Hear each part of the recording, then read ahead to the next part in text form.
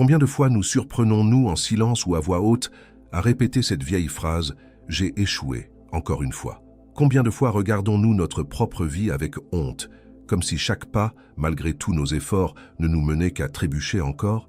C'est comme si nous tournions sans cesse en rond, essayant de réussir, essayant de faire autrement, essayant d'y arriver, mais toujours avec ce sentiment gênant que nous ne sommes tout simplement pas assez bons. Et le pire, c'est que nous finissons par y croire. Nous acceptons l'idée que nous sommes brisés, défectueux, condamnés à répéter les mêmes erreurs, comme si quelque chose en nous sabotait tout avant même que cela commence. Mais est-ce vraiment de l'échec? Ou bien sommes-nous trahis, non pas par les autres, mais par nous-mêmes, par des parties silencieuses de notre esprit qui agissent dans l'ombre, à notre insu? Carl Jung, le psychiatre suisse qui a eu le courage d'explorer les sous-sols de l'âme humaine, a révélé une vérité troublante. Ce que nous appelons échec, bien souvent, n'est qu'un scénario inconscient, un théâtre intérieur. Ce n'est pas de la malchance, ce n'est pas un manque de capacité. C'est une partie cachée de notre psyché qui essaie de nous garder en sécurité, même si, pour cela, elle doit nous maintenir petits. Cela semble contradictoire, mais ce ne l'est pas. Ces parties, qui semblent saboter nos rêves et nos décisions, fonctionnent en réalité comme un système de défense, primitif, mais efficace.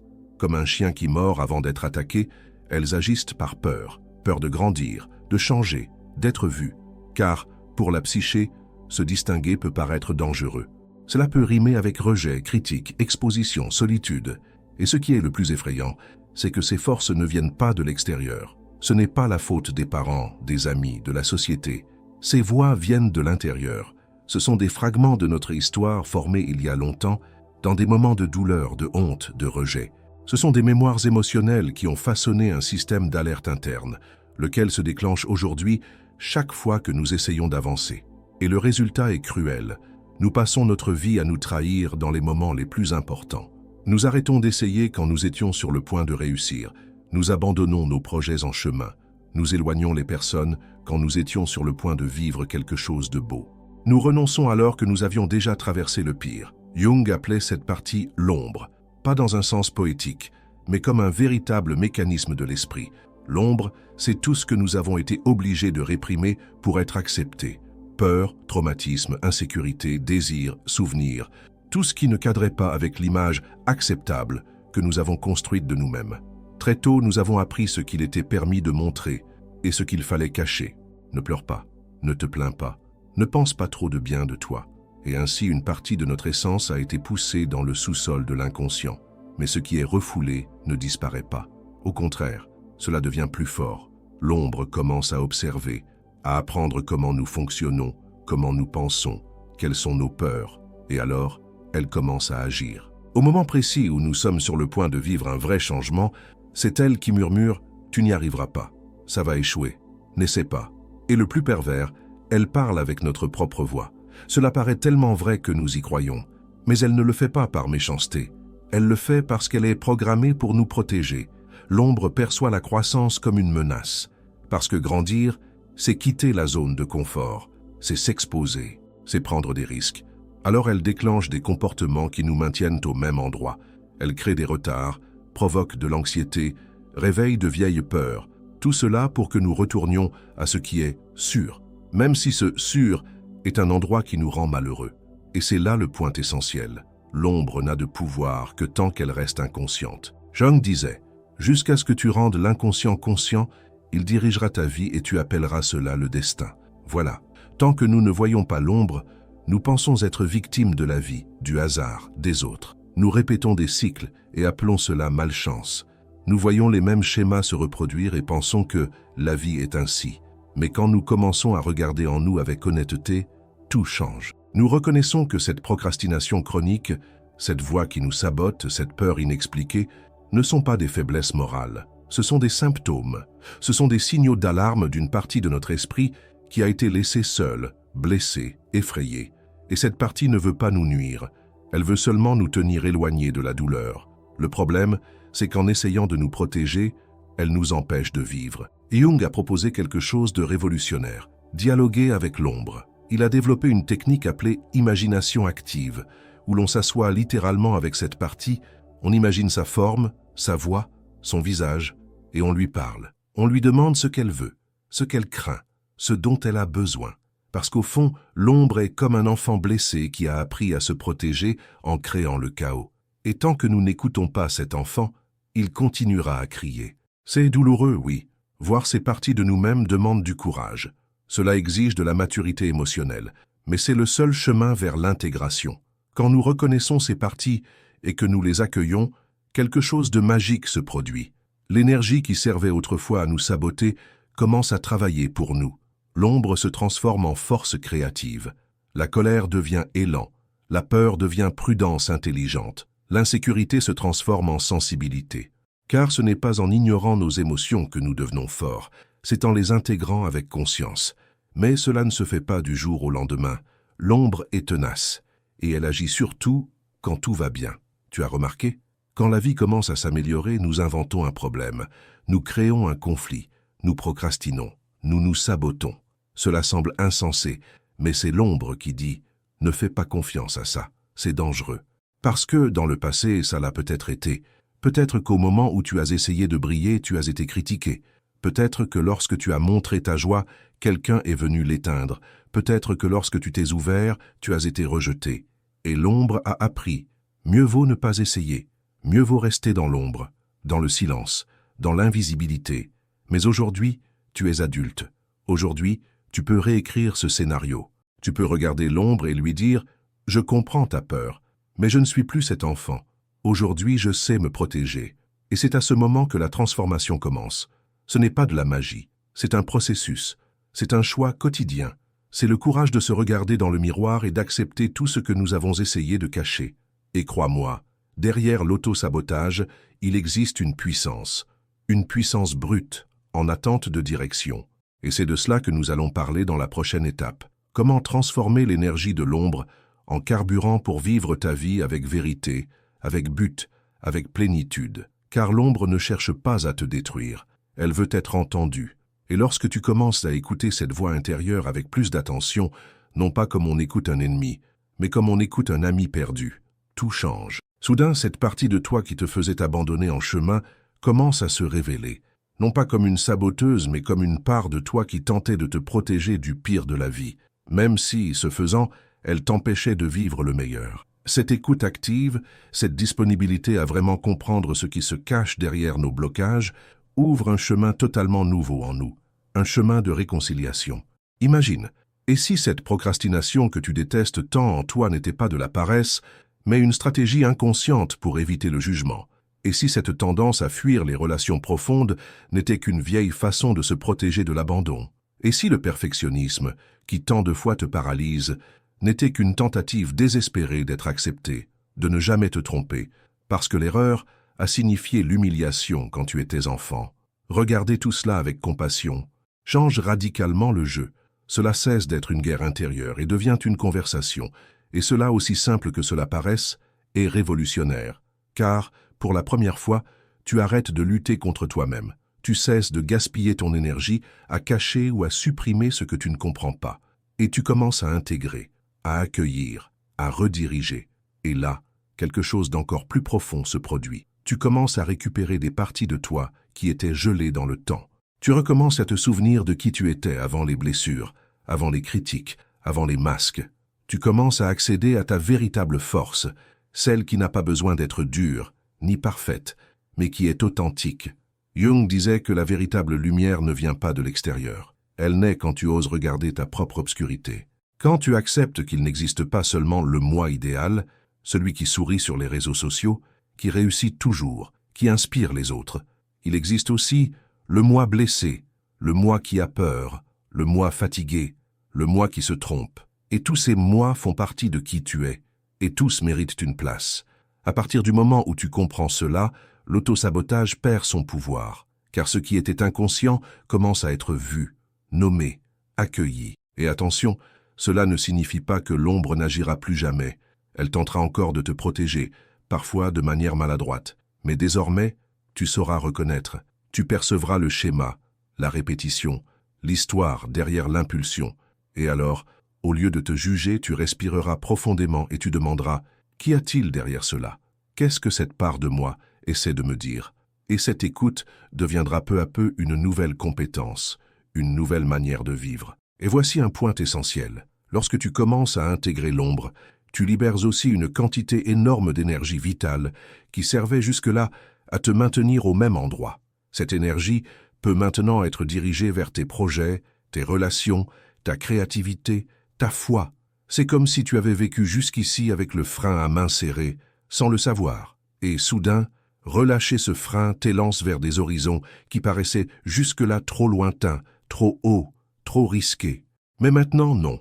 Maintenant, tu comprends que le risque fait partie du processus, que grandir exige de traverser la douleur, que vivre avec authenticité signifie, oui, faire face à l'inconfort de ne pas plaire à tout le monde, mais qu'en même temps, c'est seulement dans cet espace que naît la véritable liberté.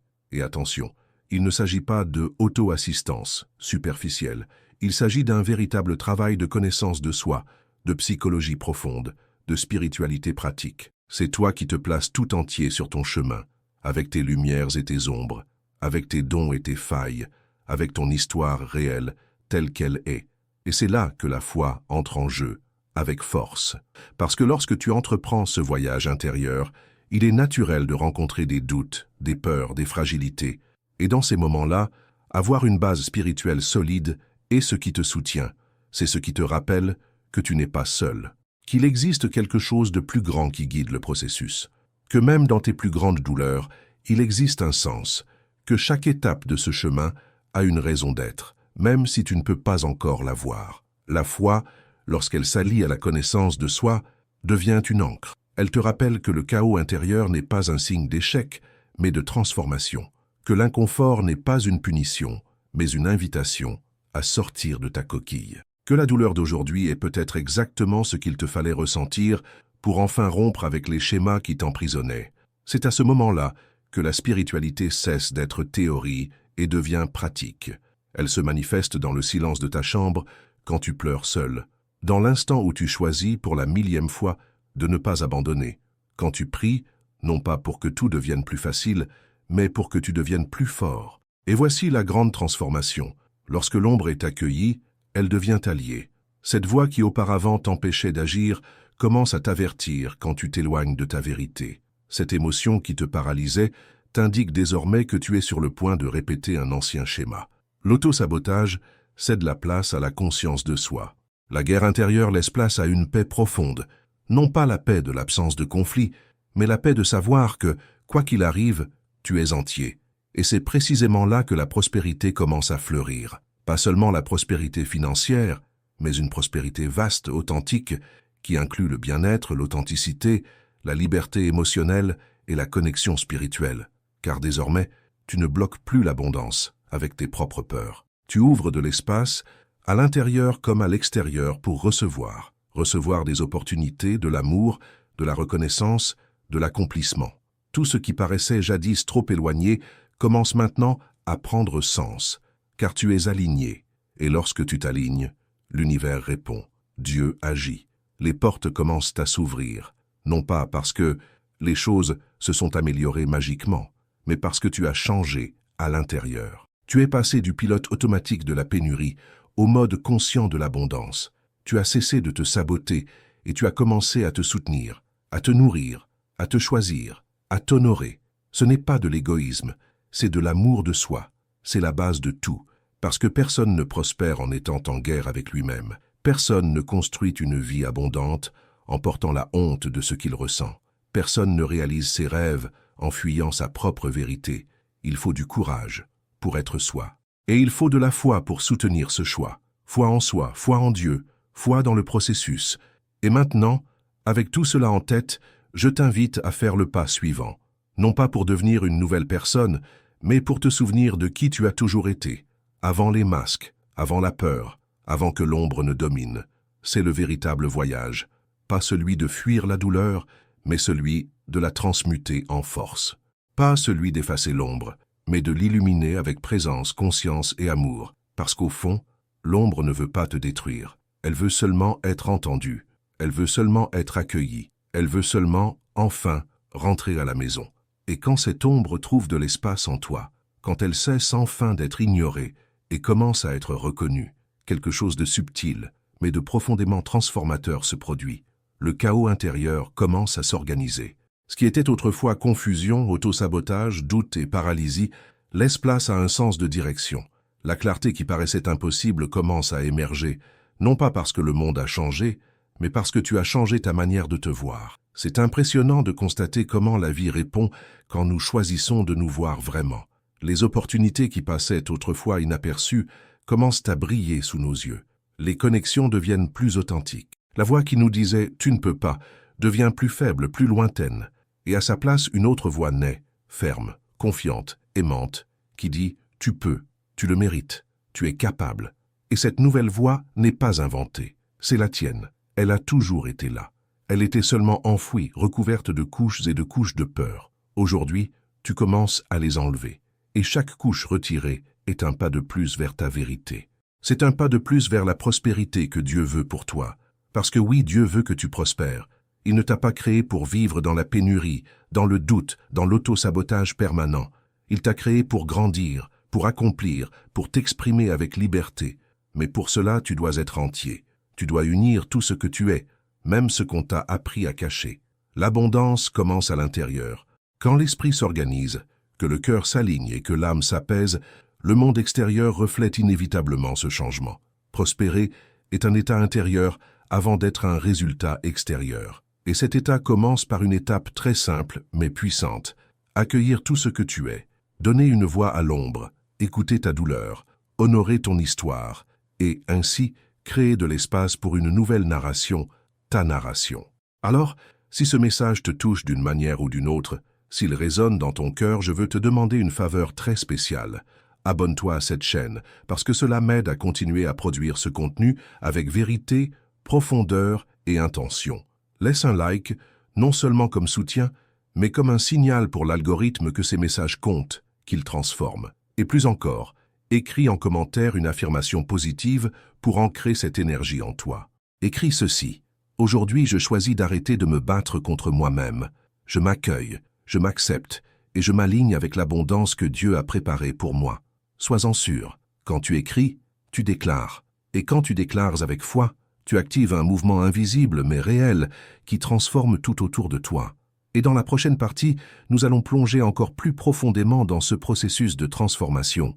Nous parlerons de la manière d'utiliser cette énergie libérée de l'ombre pour créer une prospérité réelle, durable et porteuse de sens.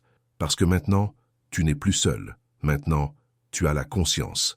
Maintenant, tu as la foi. Et avec ces deux forces réunies, rien ne peut t'arrêter. Et c'est à ce point du voyage que tout commence à prendre une nouvelle forme en nous. Quand nous cessons de voir le saboteur intérieur comme un ennemi à abattre et que nous commençons à le percevoir comme un aspect oublié, une voix blessée qui essayait seulement de nous protéger, aussi maladroite que cette protection ait pu être, la vie commence à s'alléger, parce que le poids que nous portions n'était pas celui du monde, ni des circonstances, mais celui de notre propre résistance à regarder en nous avec honnêteté. Et peut-être que c'est l'un des plus grands tournants qu'une personne puisse expérimenter, comprendre que le véritable chemin de libération ne réside pas dans le fait de lutter contre soi-même, mais dans le fait de se réunir avec les parties laissées pour compte. L'ombre, lorsqu'elle est reconnue, commence à collaborer. Cette procrastination qui te bloquait devient maintenant un signal d'alerte. Ici, il y a une peur du jugement. Prends-en soin. Ce perfectionnisme paralysant devient un rappel subtil.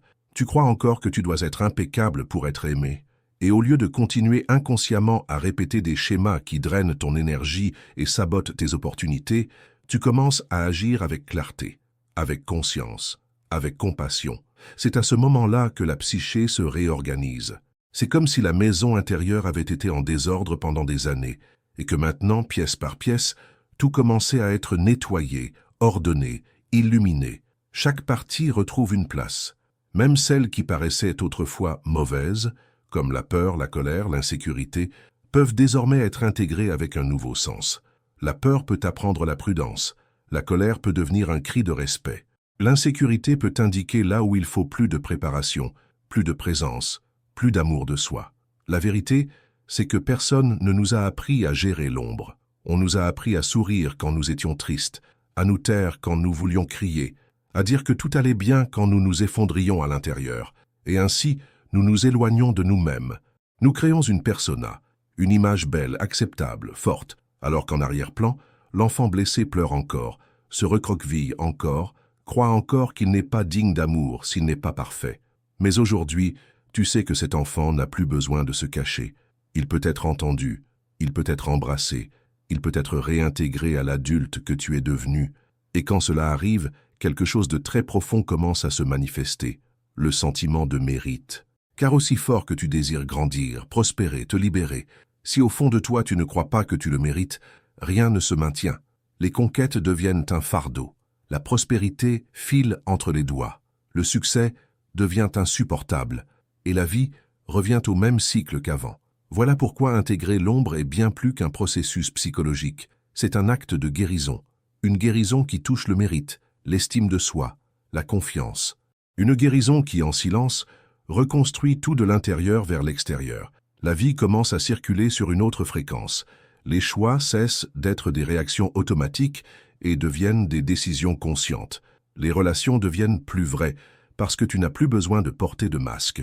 Tu commences à dire non avec tranquillité, sans culpabilité. Tu commences à dire oui avec plus de fermeté, sans peur. Et peut-être pour la première fois, tu te sens entier. Pas parfait, mais entier. Et cette entièreté apporte une liberté qu'aucune conquête extérieure ne peut offrir. La liberté d'être soi, avec tout ce que l'on porte à l'intérieur. Voilà la véritable prospérité, celle qui naît de l'alignement intérieur, de la clarté que tu n'as plus besoin de courir après l'approbation, ni l'acceptation, ni la reconnaissance. Parce que tout cela commence à fleurir naturellement quand tu cesses de te cacher de toi-même. La lumière qui autrefois était éteinte par la peur commence maintenant à briller sans effort, car il n'y a plus de guerre intérieure, seulement de la présence, seulement de la vérité, seulement de l'entièreté.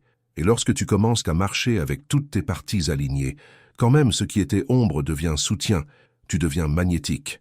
Les gens le sentent, les opportunités le sentent, la vie y répond, non pas parce que tu fais plus, mais parce que tu es plus. Tu es plus authentique, plus connecté, plus entier, et cela change tout. Parce que désormais tu n'as plus besoin de te prouver, tu as seulement besoin de continuer à te choisir, continuer à écouter ta vérité, continuer à avancer avec foi, même lorsqu'il y a encore de la peur, parce que désormais la peur ne commande plus, elle avertit seulement. Et toi, avec sagesse, tu écoutes, tu accueilles et tu poursuis. Et si avancer fait mal? Parfois, oui. Mais maintenant, la douleur ne te paralyse plus, elle t'enseigne seulement. Parce que maintenant tu sais que même la douleur a sa place, sa fonction, et que chaque fois qu'elle se présente, c'est une invitation. Regarde à l'intérieur, prends soin de toi, renforce ta base. Et quand la base est solide, rien d'extérieur ne peut t'effondrer. Tu peux tomber, mais tu sais te relever. Tu peux te perdre, mais tu as désormais une carte. Tu peux te sentir faible, mais jamais plus tu ne te sentiras seul en toi-même. Tu es en train de devenir ta propre maison, un lieu sûr, un lieu où même l'ombre est la bienvenue, un lieu où la lumière n'a pas besoin d'être parfaite, elle doit seulement être réelle. Et quand tu deviens cette maison sûre pour toi-même, quand tu n'as plus besoin de fuir ce que tu ressens, ni de te cacher derrière des masques pour te protéger du monde, tu découvres quelque chose qu'aucune conquête, aucun éloge, ni validation extérieure ne pourra jamais t'offrir. La paix d'exister simplement tel que tu es, sans défense, sans tension, sans besoin de prouver quoi que ce soit à qui que ce soit. Une paix silencieuse, mais puissante, qui ne dépend pas de la perfection, mais de la présence, qui n'exige pas le contrôle mais l'abandon. Dans cet état, la vie commence à se dérouler autrement. Tu cesses de courir après les signes et tu commences à les voir. Les réponses qui semblaient si lointaines viennent désormais avec naturel. Les portes qui paraissaient verrouillées commencent à s'ouvrir, non pas parce que le monde a changé, mais parce que tu as changé ta fréquence. Parce que, enfin, tu es en syntonie avec ce que tu es réellement. Il n'y a plus de décalage entre ce que tu ressens et ce que tu fais, entre ce que tu désires et ce que tu permets, entre ce que tu rêves et ce que tu réalises. Et bien sûr, tout ne sera pas facile. Certaines douleurs surgiront encore, certains schémas tenteront de revenir, mais désormais tu as la conscience, et cela change tout, parce que la conscience est une lumière qui, une fois allumée, ne s'éteint plus. Elle peut être voilée par moments, mais jamais plus oubliée. Elle te guide, elle te rappelle, elle te reconnecte. Tu as passé trop de temps en guerre avec toi-même, trop de temps à croire que tu n'étais pas suffisant, que tu devais te réparer, que tu ne méritais pas tout ce que tu rêvais. Maintenant, il est temps d'arrêter. Pas d'abandonner, mais d'arrêter l'autosabotage, d'arrêter le déni de soi, d'arrêter de lutter contre les parties de toi qui voulaient seulement être entendues. Maintenant, il est temps d'avancer en paix avec ta propre vérité, avec courage, avec foi, avec entièreté. Tu n'es pas ta peur, tu n'es pas ta douleur, tu n'es pas les erreurs que tu as commises. Tu es celui qui choisit quoi faire de tout cela. Et tu peux choisir d'utiliser chaque morceau, chaque expérience, chaque ombre, comme une partie de la force qui va t'impulser vers l'avant. L'ombre, lorsqu'elle est intégrée, se transforme en lumière. Pas une lumière qui aveugle, mais une lumière qui guide, qui éclaire le chemin avec douceur, qui montre que même dans les moments les plus sombres, tu peux avoir confiance en toi, parce que maintenant, tu connais le chemin du retour à la maison, en toi. Et c'est à ce moment que le cycle s'achève, non comme une fin, mais comme un nouveau commencement, une nouvelle manière de vivre, de regarder la vie, de te relier à tout et à tous. Tu sais maintenant, prospérer, ce n'est pas seulement gagner plus, c'est être plus, plus entier, plus conscient, plus libre. Et c'est exactement cela qui t'attend, la liberté de vivre alignée avec celui que tu es né pour être, sans culpabilité, sans peur, sans blocage, avec foi en ce qui vient, avec gratitude pour ce qui est passé, et avec amour pour tout ce que tu es. Si ce message a résonné en toi, si à un moment tu as senti qu'il touchait, guérissait ou éveillait quelque chose en toi, ne le garde pas seulement pour toi. Partage-le. Like ce contenu, abonne-toi à la chaîne et active les notifications pour continuer à recevoir des messages qui nourrissent l'âme et libèrent l'esprit. Et laisse ici en commentaire une affirmation pour sceller ce nouveau cycle. Écris avec foi et intention. J'accueille toutes les parties de moi et je marche vers ma véritable abondance. Ce simple geste commence déjà à transformer ton énergie, que ce chemin reste vivant en toi, et que ta lumière, désormais plus consciente et entière, inspire le monde autour de toi,